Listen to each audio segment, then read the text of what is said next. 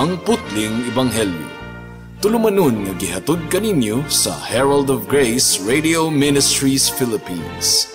Ang Putling Ebanghelyo.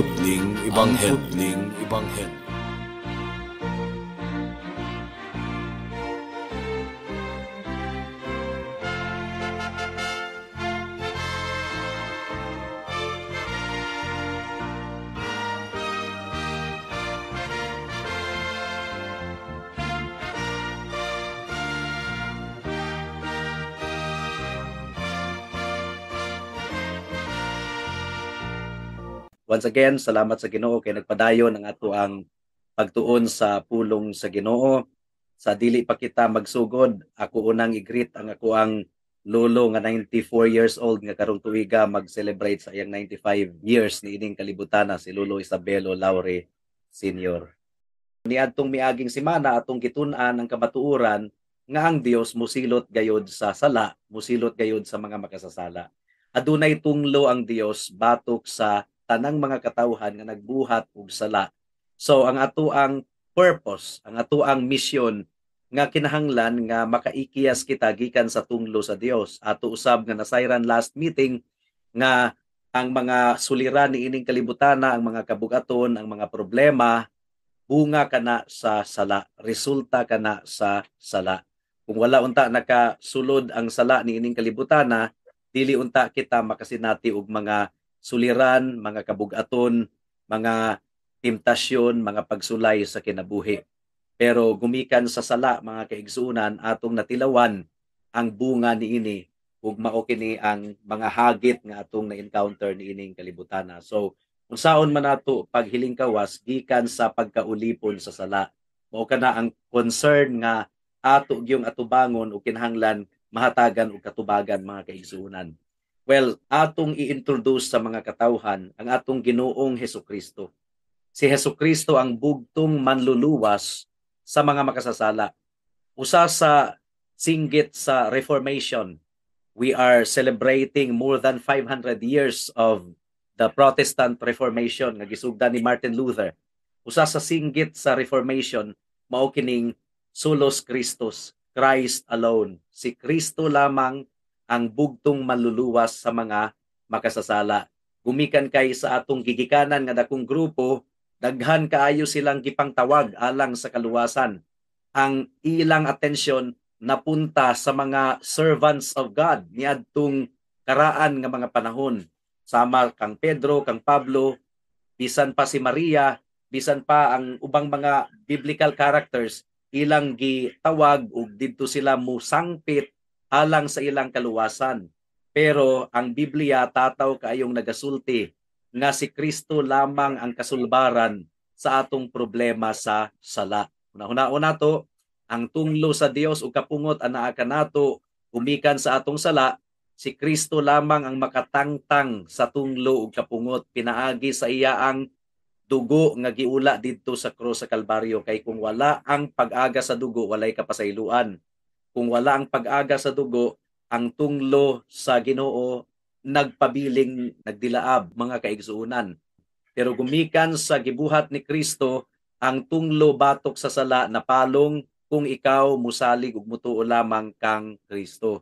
Ug si Kristo usab ang misunod sa tibuok balaod sa Ginoo, mao nga anaa lamang gayud kaniya ang kasulbaran, kaluwasan gikan sa sala. Ug mo kini ang atong tumong sa atong pagtuon ning takna sa kagabhion. So mo kini ang atong tumong no. Aron ipaila-ila si Jesus isip bugtong manluluwas nga nagsulbad sa atong problema sa sala. Wala na ay laing tumong sa atong pagpangwali, pagpanangyaw mga kaigsunan, kundili ipaila-ila si Kristo sa mga katawhan. Ang tinuod nga Kristo sa Biblia. Dili ang Kristo sumala sa tuo-tuo sa mga tawo. Dili ang Kristo nga gituis sa mga katawhan, kundili ang Kristo gayon sumala sa gitudlo sa Biblia. So sa mga naminaw kanato karon sa kahanginan, ang hagit niini, ang Kristo ba nga imong gituuhan, nahaum or nahauyon sa Kristo sa Biblia. Mo kini ang hagit. So ang tumong nato no, once again, aron ipaila-ila si Jesus isip bugtong manluluwas nga nagsulbad sa atong problema sa sala. Tubagon una nato kining duha ka pangutana sa dili kita magpadayon. Una, unsa ang imong panan-aw mahitungod kang Hesukristo? Ako na ning gibato kaganina nga pangutana. Ang Kristo ba nga imong gituuhan nahaum sa Kristo sa Biblia? Kay diri sa Pilipinas, daghang matang sa Hesukristo dinhi sa Pilipinas. Ang unang matang sa Hesukristo dinhi sa Pilipinas, ang Hesukristo nga nagpabiling bata nga hangtod karon gikugo sa iyang nanay, wa pagyud in taon mudako hangtod karon.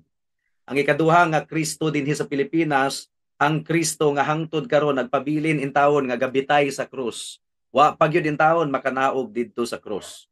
Ang ikatulo nga Kristo diri sa Pilipinas, ang Kristo nga kanunayng nasuko, dili gayud mungisi.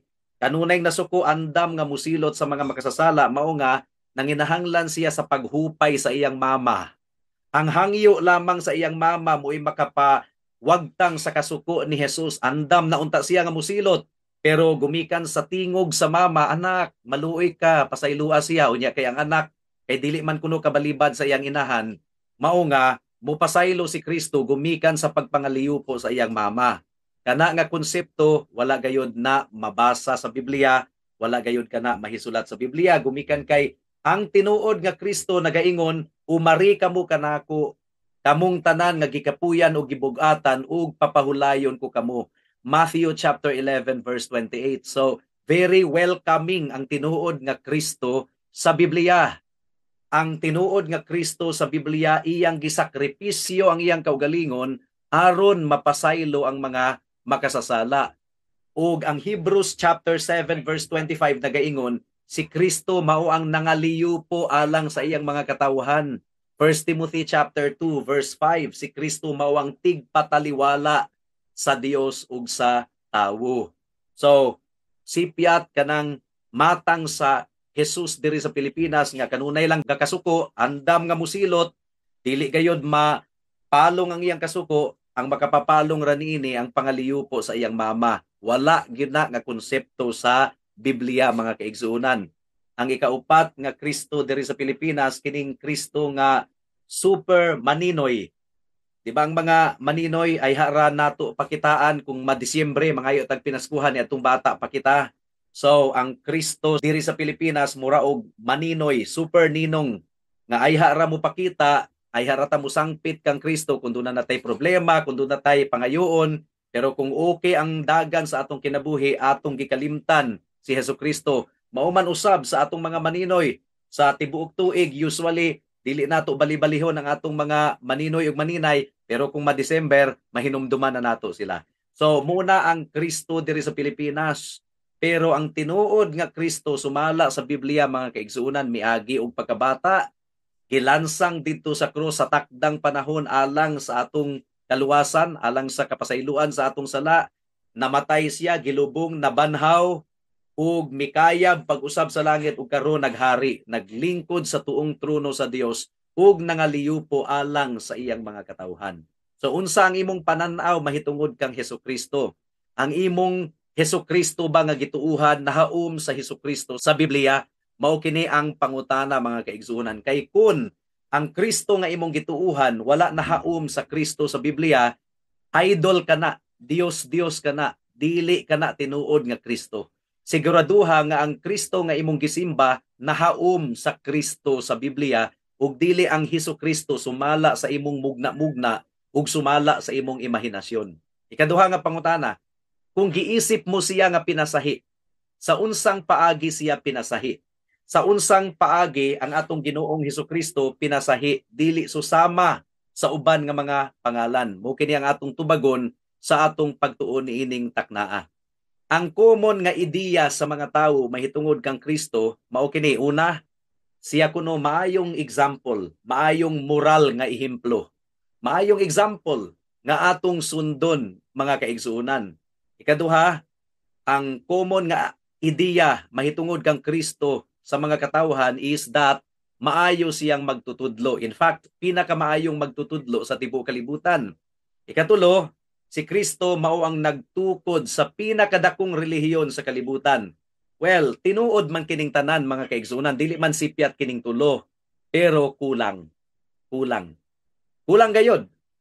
Ang atong gustong masayran mahitungod kang Kristo, mao ang iyang misyon o katuyuan sa iyang pag-anhi dinhi sa kalibutan, aron luwason ang mga makasasala nga susama nimo ug susama kanako, aron makalikay kita gikan sa tunglo ug silot sa Dios gumikan sa atong sala. Mao gyud kini ang atong kinahanglan nga masayran. Ang saving knowledge of Christ, ang saving mission of Christ. Kay si Kristo Dios, kung siya magmisyon, dili gayud siya mupalpak sa iyang misyon.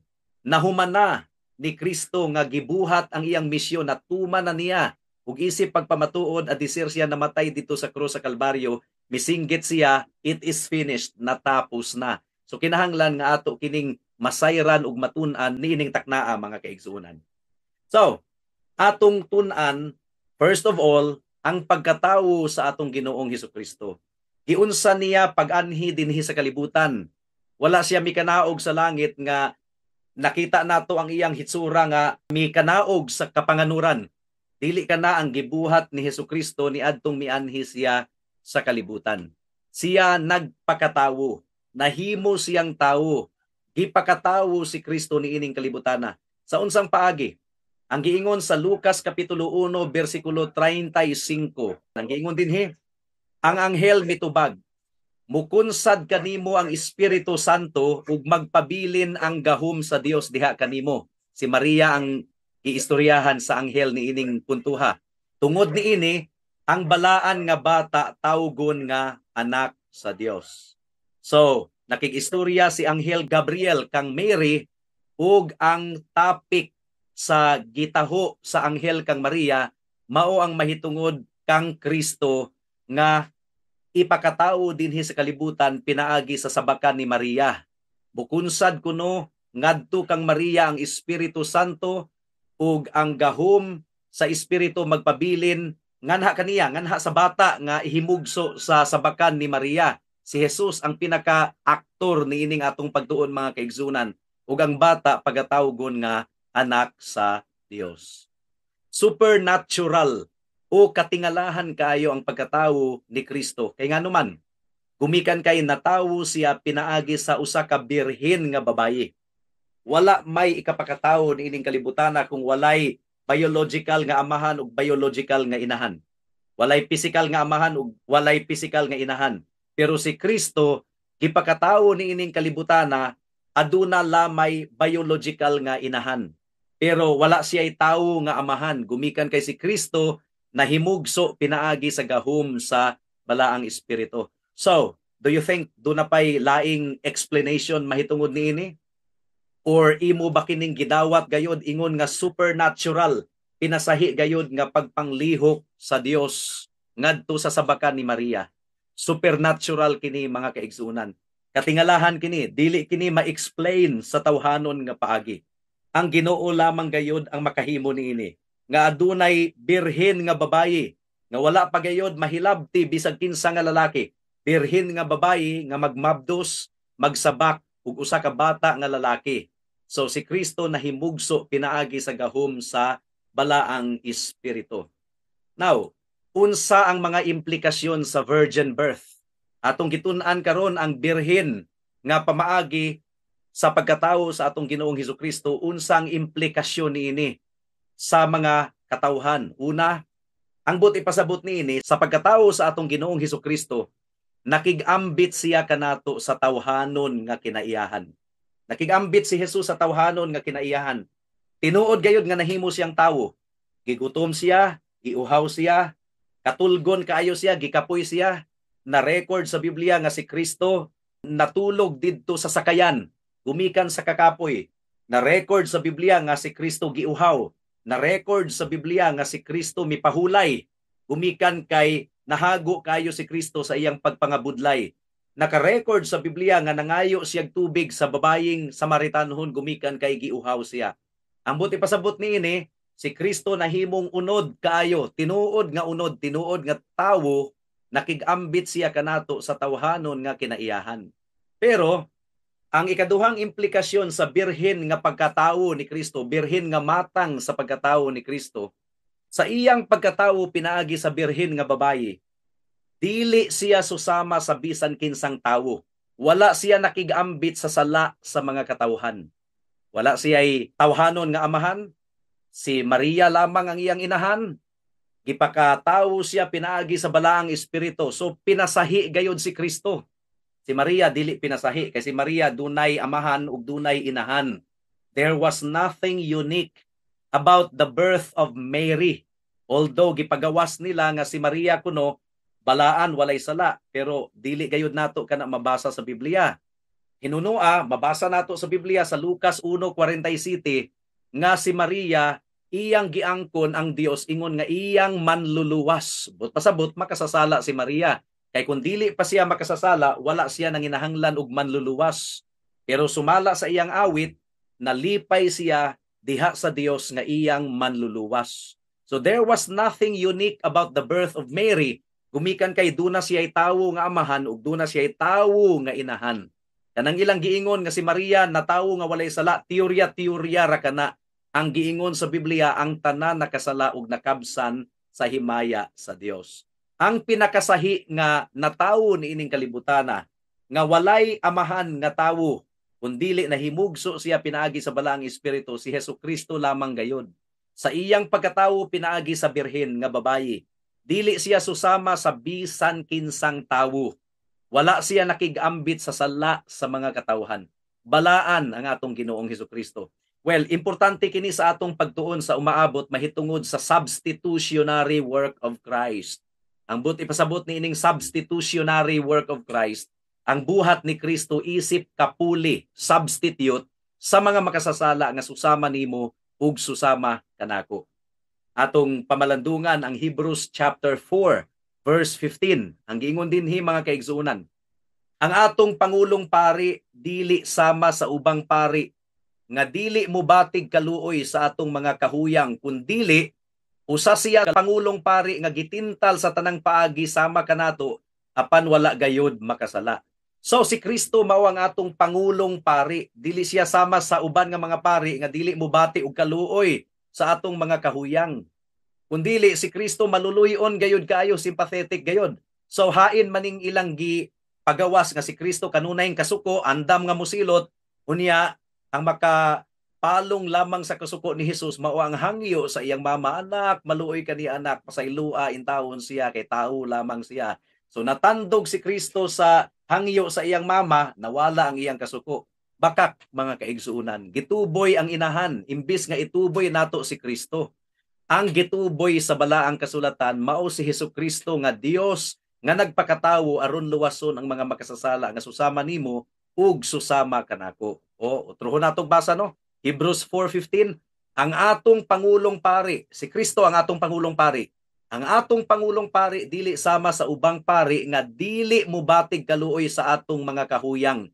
Kundili usa siya ka pangulong pari nga gitintal sa tanang paagi sama kanato apan wala gayud makasala. So, kung imong gidawat ang testimonyo sa Biblia mahitungod sa pagkapinasahi sa atong Ginoong Hesukristo, unsa man, nausab ang imong pananaw kang Kristo or insakto na ang imong pananaw kang Kristo napamatud-an sa atong pagtuon niining taknaa. Ikaw lamang ug ang Dios ang nasayod sa tubag ni ana higala. Timan-i, ang pagkapinasahi anaa kang Kristo nga natawo pinaagi sa usa ka birhen nga babayi. Wala sa birhen nga babayi ang pagkapinasahi. Kundili anaa kang Kristo. Sa laktod nga pagkaistorya si Kristo ang bida alang sa atong kaluwasan. Si Maria ug ang uban nga mga apostoles sama ni Pedro, sama ni Pablo, mga instrumento lamang sila nga gigamit sa nagkalain-lain nga paagi. Mga instrumento lamang kadto sila aron ipaila-ila si Kristo nga ri kanato. Si Maria instrumento aron ipaila-ila si Kristo nga ri kanato. Si Kristo ang tinuod nga Dios ug manluluwas sa mga makasasala nga susama nimo ug susama kanako. So, ang bida nga tinuod si Hesukristo. Siya ang tinuod nga bugtong Dios ug manluluwas. Ang pagkapinasahi anaa kang Kristo nga natawo pinaagi sa usa ka birhen nga babayi. Wala sa birhen nga babayi ang pagkapinasahi kundili anaa kang Kristo. Siya ang pinasahi, siya ang Dios nga nahimong tawo nga wala nawala ang iyang pagka-Dios. So imo ba kining gidawat nga kamatuoran higala? Ug unsa may imong ikasulti niini sa nahitabo sa atong nasod karon nga imbis nga si Kristo ang ibayaw ug kang Kristo lamang kita mag-focus, tuwa na Hinuon nag-focus sa instrumento. Si Maria usa lamang ka instrumento. Si Pedro, si Pablo, ug ang uban nga mga apostoles ug mga propeta, mga instrumento. Silang tanan nagpaila-ila kanato mahitungod sa atong Ginoong Hesukristo. Kung dunay babayi ug lalaki nga gikasal mga kaigsunan, ang bida ang mga gikasal. Dili ang bridesmaids ang bida, dili ang maid of honor, dili ang groomsmen ang bida, dili ang mga flower girls, kundili ang bida niana nga okasyon ang duha ka binuhat nga gikasal. Dili ang si bisan kinsa ang bida. Sa atong kaluwasan ang tinuod nga bida mga kaigsunan si Kristo. Kadtong mga instrumento, mga sulugoon lamang kadto sila aron mailhan nato ang bida. So didto ta mag-focus sa tinuod nga bida. Ang mga pastor, ang mga Bible study leaders, dili kami ang bida. Dili kita ang bida, kundi si Kristo nga mao'y sulod ug mao'y unod sa atong pagwali mga kaigsunan. So, si Kristo sa Biblia gitawag og Dios. Dios gayud si Hesukristo. Kay dunay mga grupo nga dili motuo nga si Kristo Dios, kay tawo lamang kuno. Pero matud pa sa John chapter 20 verse 28, si Tomas miingon kaniya, Ginoo ko og Dios ko. So tawag ni Tomas si Hesukristo og Dios ko. Wala badlungan ni Kristo si Tomas. Gumikan kay tinuod gayud siya nga Dios. Now ang katarungan sa mga grupo ni Manalo sa John chapter 20 verse 28, nakuratan ra kuno si Tomas. Nakuratan ra si Tomas nga nakakita sa ulat sa kamot ni Kristo human sa iyang pagkabanhaw, munang miingon siya, "Oh my God, Dios ko." Mo kanay sitwasyon mga kaigsunan nga ang pagsabot sa Biblia gigamitan og modern nga pagsabot, moderno nga ekspresyon. Di ba ang mga tawo karon kung makuratan mo ingon og my God, pero bawal na sa kapanahunan sa atong Ginoong Hesukristo. Aware sila, nakahibalo gayud sila sa ikatulo nga sugo nga nagaingon, do not take the name of the Lord your God in vain. Walay Hudiyo nga gamiton nilang ekspresyon ang ngalan sa Ginoo, moingon sila my God. Walay Hudiyo nga mogamit ni ana, gumikan kay ang ngalan sa Ginoo balaan. Pero matod pa sa grupo ni Manalo, ang explanation kuno kung anong miingon si Tomas nga Ginoo ko og Dios ko, kay natingala kuno si Tomas, ekspresyon ra kuno to. But that is a very wrong interpretation of the passage. Roma kapitulo 9 bersikulo 5, si Kristo gitawag gayud og Dios niini nga passage. Kaliwat sila sa mga patriarka, ang mga Hudiyo, ug sa ilang kaliwatan na tawo si Kristo. Ang Dios nga labaw sa tanan, daygon unta hangtod sa kahangturan. So si Kristo gitawag og Dios nga labaw sa tanan, daygon hangtod sa kahangturan. Ug maupod kini ang ubang mga bersikulo nga nagpamatuod nga si Kristo Dios gayod. Titus chapter 2 verse 13, Hebrews chapter 1 verse 8, 1 John chapter 5 verse 20. Basahon ninyo na sa inyong tagsa-tagsa ka mga panimalay, ining tulo ka bersikulo. Itawag gayod si Kristo explicitly ingon nga Dios, Ginoo, mga kaigsunan. Ug si Hesukristo adunay character sa pagka-Dios. Kining giingon sa Hebrews chapter 13 verse 8, ang giingon dinhi, si Hesukristo mao gihapon kagahapon karon ug sa walay katapusan. Subot pasabot si Kristo walay kausbanan. So sama ra siya kagahapon karon ug walay katapusan. Kinsa ang dili mausab? Di ba Dios lang? Dios lang ang walay kausbanan. Si Kristo walay pagkabalhin, walay pagkausab. Therefore, si Kristo, Dios, mga kaigsunan. Ikaduha nga heading sa atong pagtuon, ang persona ug misyon ni Kristo. Ang persona ni Kristo, Dios siya ug tawo at the same time. Ang giingon sa John chapter 1 verse 1, sa sinugdan mao ang pulong, ug ang pulong kauban sa Dios, ug ang pulong Dios. Wa nato. Sa sinugdan mao ang pulong, ug ang pulong kauban sa Dios, ug ang pulong Dios. Kung atong basahon ang verse 14, si Kristo ang gitawag nga pulong. So atong pulihan og Kristo kini, sa sinugdan mao si Kristo, ug si Kristo kauban sa Dios, ug si Kristo Dios. Gumikan kay ang verse 14 nagpasabot nga ang pulong mao si Hesukristo, and the word became flesh and dwelt among us. Now unsa ang description mahitungod kang Kristo sa Filipos kapitulo 2 versikulo 5 hangtod sa 11. Ang giingon dinhi mga kaigsuonan. Angay ninyong batunan ang hunahuna nga gibatunan ni Kristo Jesus. Nga mao kini. Bisan siya Dios, wala siya mamugos nga magpabiling tupong sa Dios. Diba? Giingon diri bisan siya Dios. Hinuon sa iyang kaugalingong kabubuton, gibiyaan niya kining iyang katungod ug nahimong usa ka ulipon. Natawo siya sama sa kasagarang tawo. Nagpaubos siya ug nagmasinugtanon hangtod sa kamatayon. Bisan sa iyang kamatayon sa krus. Tungod niini gituboy siya sa Dios ngadto sa kinatas-ang dapit sa kalangitan ug gihatagan siya ngalan nga labaw sa tanang ngalan. Busa mangluhod ang tanang binuhat nga atua sa langit, sa ibabaw sa yuta ug sa ilalom sa yuta sa pagpasidungog sa ngalan ni Jesus. Ug ang tanan magsangyaw nga si Hesukristo mao ang Ginoo alang sa himaya sa Dios nga Amahan. So klaro kayo ang Philippians chapter 2 verse 5 to 7 nga nagtawag nga si Kristo Dios gayod. Ibang giingon din hiyo, bisan siya Dios, wala siya namugos nga magpabiling tupong sa Dios. So very explicit. Ugi ka niini nga mga bersikulo. Imo bang dawaton higala nga si Kristo adunay tanang kinaiyahan sa Dios ug mao nga tinuod gayud siya nga Dios? Explicit nga gihisgutan nga siya gayud Dios. In the beginning was the Word, and the Word was with God, and the Word was God. Bisan siya Dios. Sumala pa sa Pilipos. Imo bang dawaton nga gipaubos niya ang iyang kaugalingon aron luwason ang mga makasasala? Gidawat mo ba kini higala? Nganong gidawat mo man ug nganong dili mo man dawaton? Pero kung giablihan sa Ginoo ang imong kasing-kasing hunahuna, dawaton gayud nimo nga si Kristo Dios, nga nahimong tawo nga wala nawala ang iyang pagka-Dios, ug siya lamang ang kwalipikado nga muluwas alang sa mga makasasala nga susama nimo ug susama kanako. Siya lamang ang adunay katakos, mga kaigsunan. Gipaubos niya ang iyang kaugalingon aron luwason ang mga makasasala. Gipaubos ni Kristo ang iyang kaugalingon. Iyang gisunod ang balaod sa Dios. Ang Galacia kapitulo 4 bersikulo 4 nagaingon, apan sa pag-abot na sa hustong panahon, gipadala sa Dios ang iyang anak, gipanganak sa tawhanong inahan ug nagkinabuhi siya ilalom sa balaod. Iyang gipas-an ang silot sa balaod.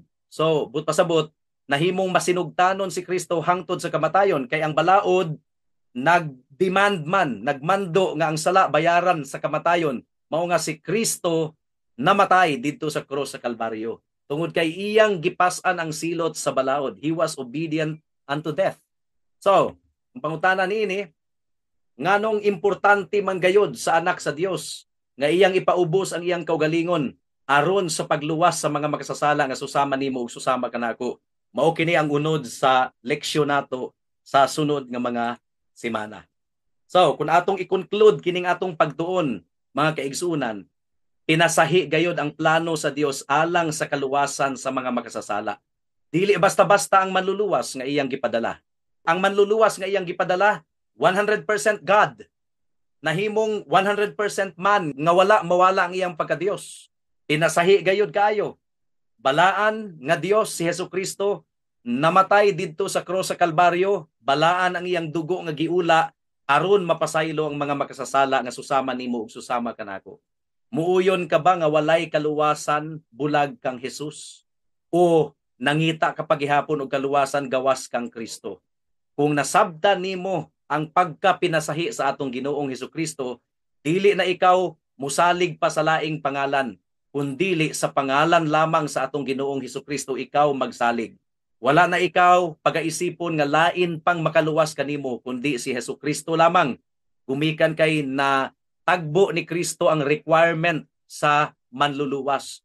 Ang requirement nga siya adunay gahom, isip Dios, ug ang requirement nga nahimo siyang tinuod nga tawo ug nagula siya siyang balaan nga dugo alang sa atong kaluwasan. Busa ang hagit diining taknaa higala nga imong undangan ang pagsalig nimo sa bisan kinsang pangalan, kundili kang Kristo ka lang magasalig alang sa imong kaluwasan. Ang tinuod nga bida sa atong pagtuon sa Biblia, ang tinuod nga bida sa atong kaluwasan, si Hesukristo.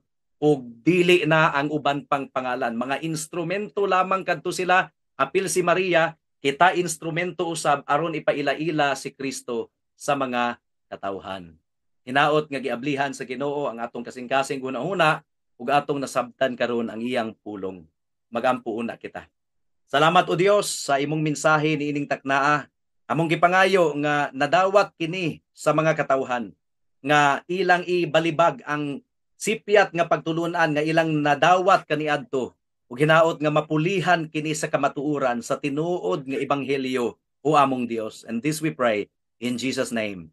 Amen. Alang sa dugang nga mga pangutana, mahimong mo text kang Pastor Jeremias hangad sa 0935 744 3030.